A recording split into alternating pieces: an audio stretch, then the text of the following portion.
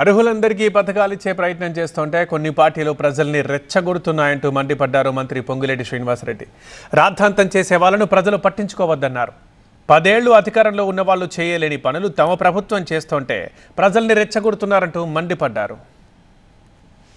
అర్హులైన వాళ్ళందరికీ నిన్న అప్లికేషన్ పెట్టుకున్న వాళ్ళు కూడా నిన్న అప్లికేషన్ అప్పుడు గతంలో లిస్ట్ లో ఏదైనా మిస్ అయితే నిన్న అప్లికేషన్ పెట్టుకున్న వాళ్ళు కూడా అర్హులైతే తప్పకుండా 4 స్కీములు కూడా ఇవ్వడానికి ఈ ప్రభుత్వం చిత్తశుద్ధితో నిజాయితీతో పనిచేస్తుంది. ఎవరైనా రెచ్చగొట్టే విధంగా ఎవరైనా విమర్శలు చేయాలని చేయటం తప్ప ఈ ప్రభుత్వం నిబద్ధతతో పనిచేస్తుంది. కావాలని ఉద్దేశపూర్వకంగా కొన్ని రాజకీయ పార్టీలు ఆ గ్రామ సభల్లో రాద్ధాంతం చేయాలని ఒక చిత్రాన్ని చిత్రీకరించే కార్యక్రమాన్ని చేపడుతున్నారు తప్ప ఈ ప్రభుత్వానికి చిత్తశుద్ధి, నిజాయితీ, పేదవారి పట్ల ప్రేమ, అభిమానం ఉంది.